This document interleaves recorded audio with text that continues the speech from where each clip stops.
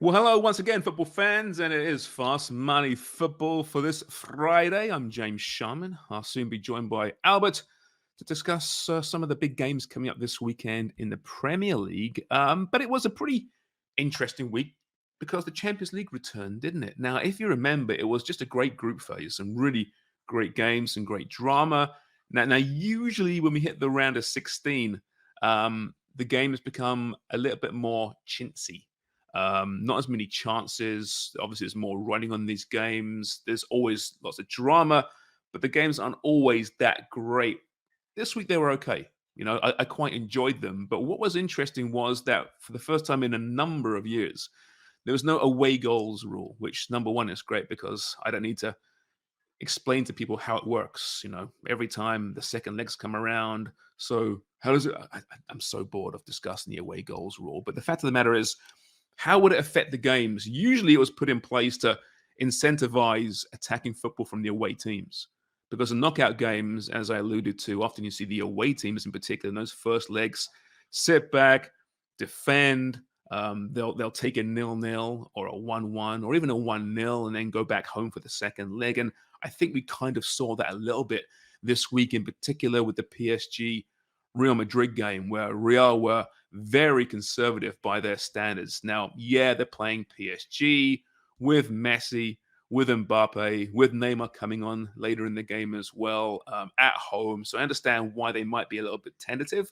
But man, they were extremely conservative, but played a pretty good game in the end, despite the worldie of a goal that Mbappe scored right at death, which cost me a bit of money, by the way. I had a draw on that one. Didn't put much down because I'm a coward.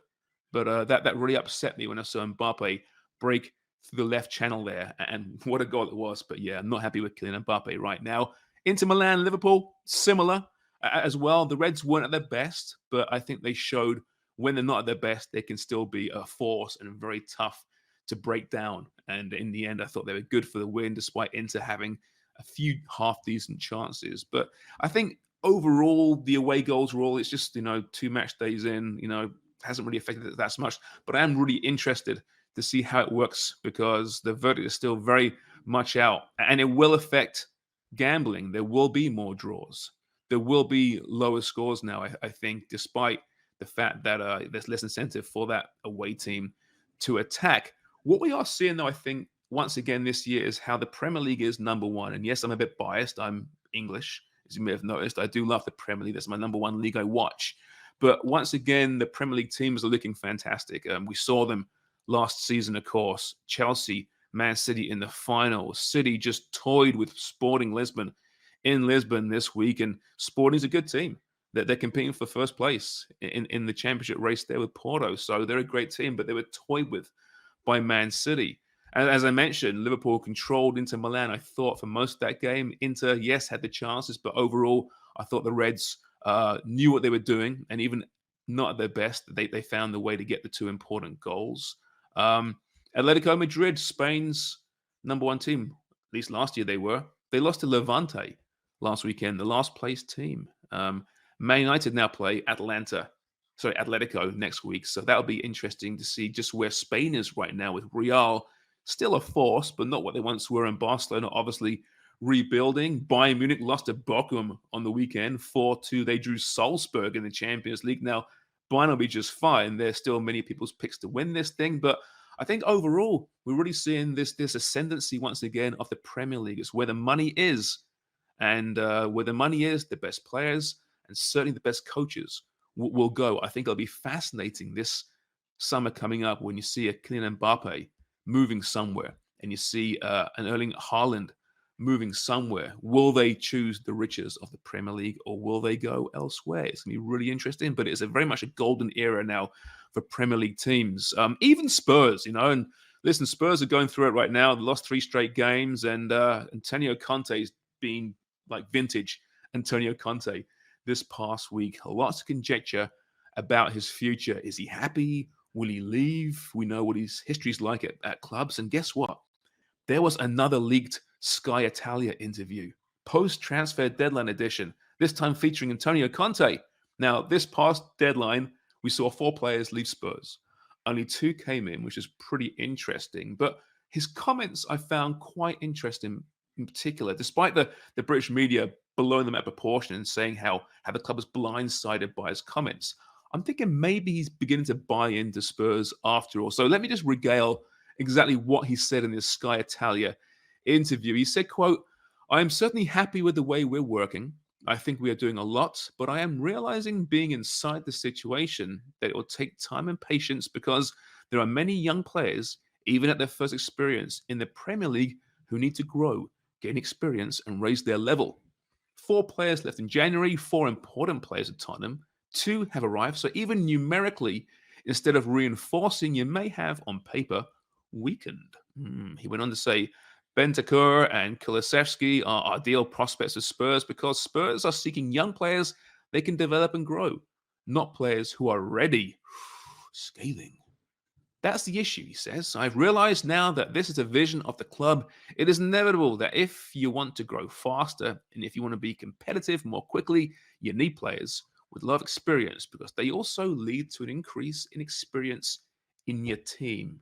End quote. Now, he did justify these remarks once again today on Friday in the pre-match press conference to the game against ManCity, saying, "Listen, I am happy here. I really am happy here, but what I said is what I said. I understand the chairman's vision. I knew this beforehand, but still, we are numerically weakened."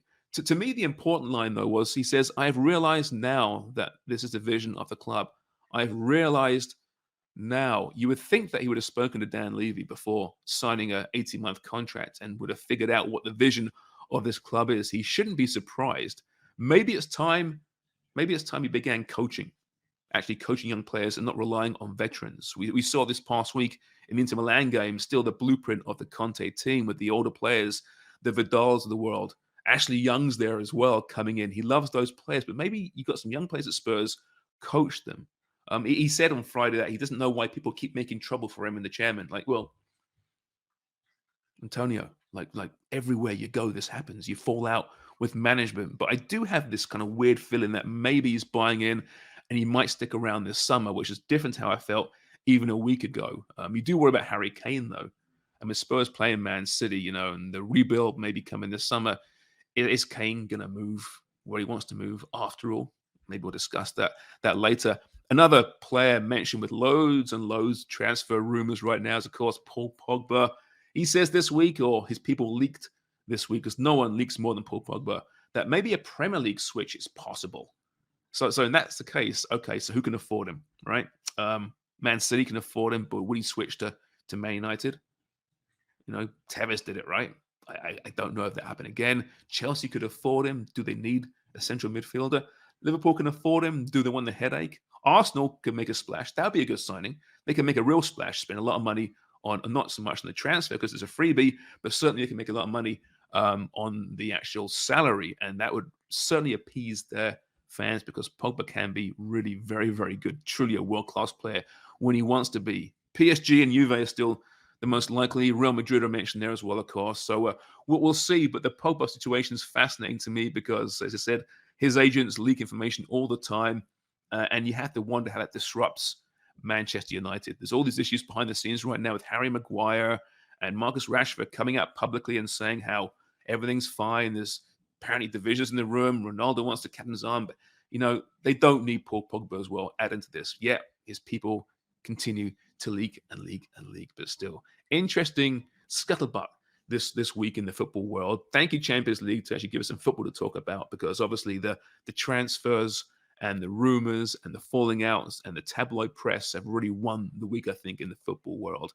Let's bring in a man that's no stranger to tabloid headlines. It's Albert. Hey, Albert, how's it going, mate? Hey, James, how are you, my friend? I'm good. I feel dirty having to crawl and slither through the tabloid press this week, but hey, what can you do? It is what it is. It's football nowadays, right? So much to talk about. And back to that Conte situation. People seem to be caught off guard. I'm not. It's just he's done this everywhere he's gone. Inter Milan, Chelsea.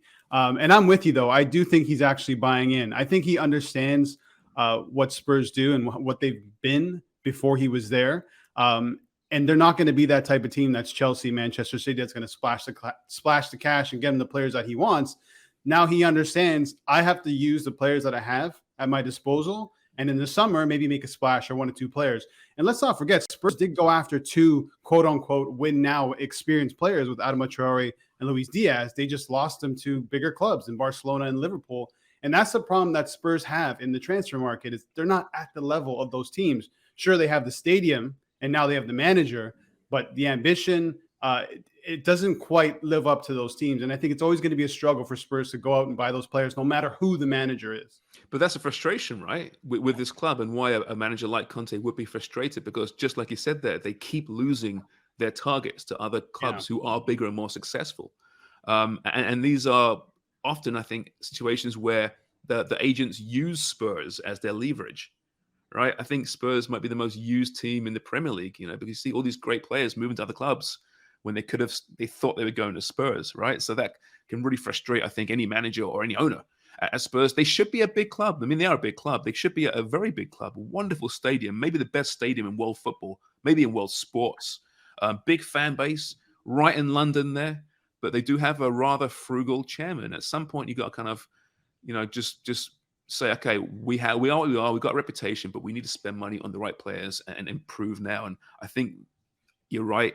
I think Conte is buying in, but at the same time, he will expect to spend money this summer. And if they don't early in the summer, then you can see him maybe walk. But in the meantime, I think you're right. I think, like I was saying there, he's the way he's framing his comments are a little bit different in the past, not quite as combustible, shall we say, this at Chelsea and Inter Milan. Now, this is Daniel Levy's opportunity. He chased the golden goose. He got the golden goose. I mean, if it doesn't work with Conte, I don't know where you go from here. I don't know where he goes from here at this point. Get him what he wants. This is your opportunity. You build this stadium. You want your club to be able to fill that stadium, essentially fill the shoes of that stadium. You have the man, now bring in the players. And we've seen what Conte's done at Inter Milan and Chelsea. He brings in those experienced players. Like you look at Inter Milan, he brought in Lukaku because he needed a goal scorer. But he's also revived the careers of other players as well. Ashley Young, Christian Eriksen. He did it at Chelsea with Marcus Alonso, who was on the outs, Victor Moses. So Victor Moses, yeah. I don't think he needs this huge overhaul. I just think he needs a couple of players to complement his style, and he can use the players within his squad, because there's good players at Spurs to build a team that can contend. But maybe, as I mentioned there, maybe it's time that Harry Kane does move. Now, I don't know where he goes to. Yeah. Man City might not want him now. They can go out and get potentially an Mbappe or Haaland, who at this point I would get over Harry Kane. He's got 5 goals in the season, right? He's a really poor season. His stock's dropped. I think Spurs might look back and think, man, we probably should have sold him last year for 125 million or whatever it was City were prepared to pay for.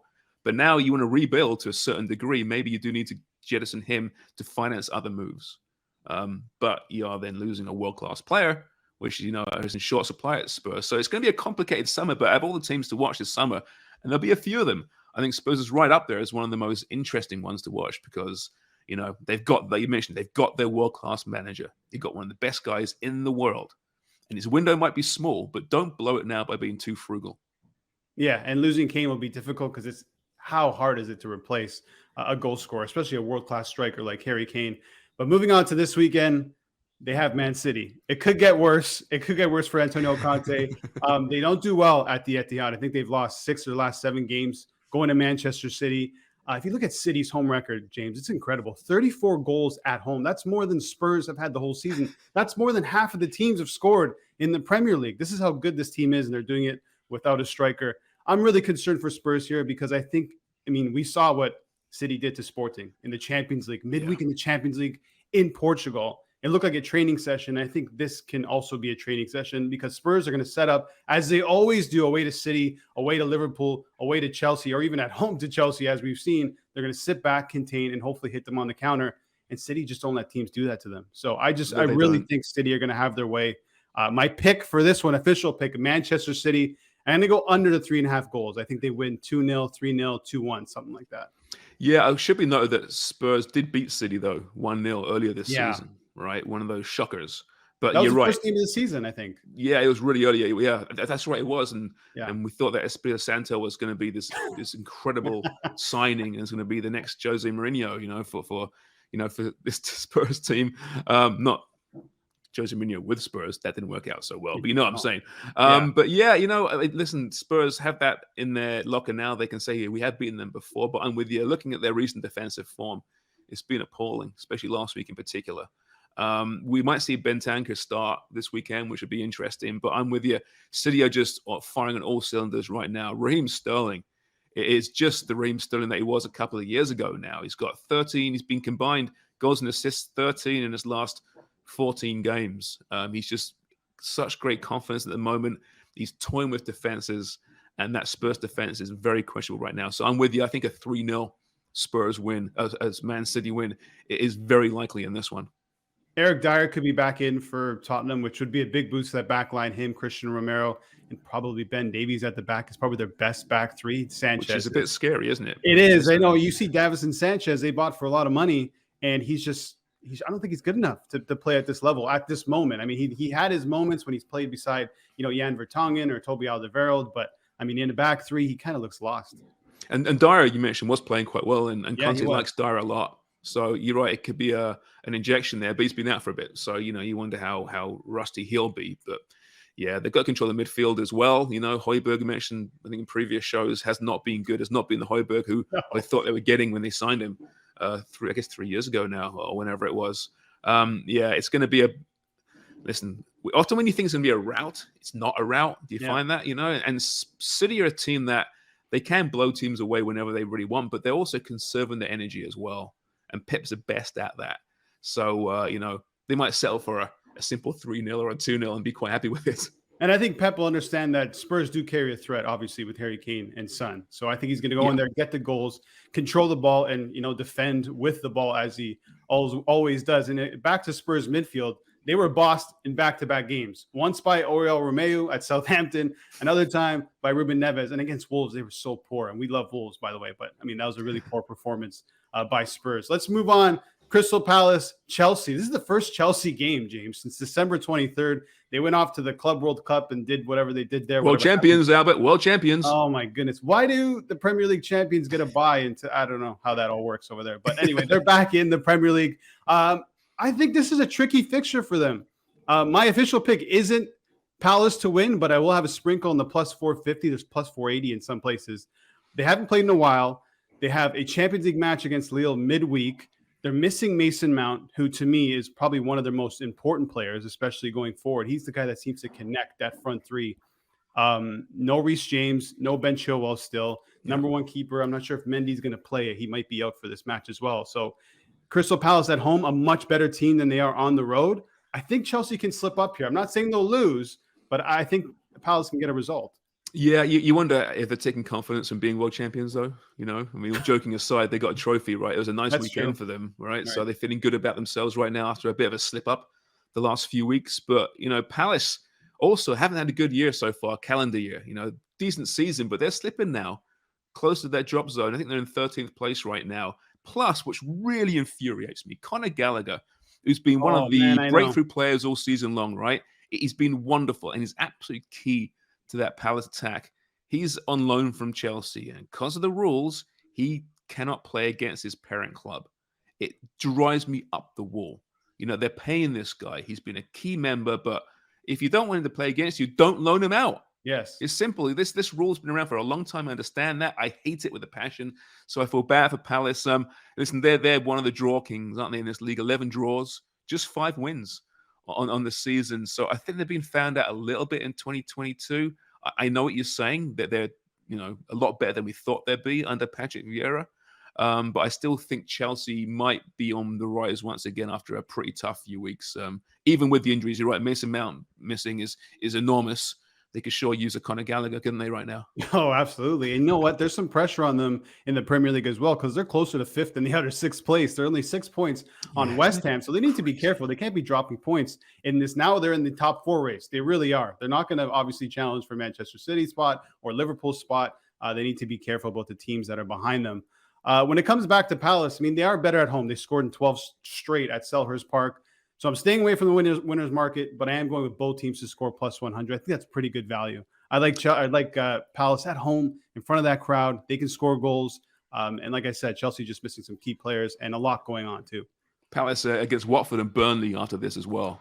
So they're a couple of really big games if they intend to stay out of that race for the drop, shall we say. But I think Chelsea they're my favorite in this one. But I get what you're saying. Palace, have the ability to upset anyone on a given day. And who'd have thought that, back in August? Yeah, Patrick Vieira. You know what? I thought he was going to be one of the first managers sacked because I just didn't buy into him, but he's actually doing a fantastic job. So I'm happy for Palace. Let's move on to Liverpool, who are trying to catch Manchester City. Massive favorites, James. Minus 1,000 against Norwich. And one thing I should probably mention, I wanted to mention off the top, when it comes to betting this weekend, there's a massive storm in England. Storm Eunice, and they're expecting, well, it's already happening, winds of up to 95 miles per hour. Trees are going down. It's affecting, I know Newcastle was affected in terms of their training ground. Teams might not be able to fly to certain grounds. They're going to have to take the buses. And usually matches in tough conditions tend to be unders, a lot of low-scoring games. So that's something you really need to look at. I'm not sure how much it's going to affect Liverpool. I'm not sure if it's made it out all that way. I'm not sure. Do you know that, James?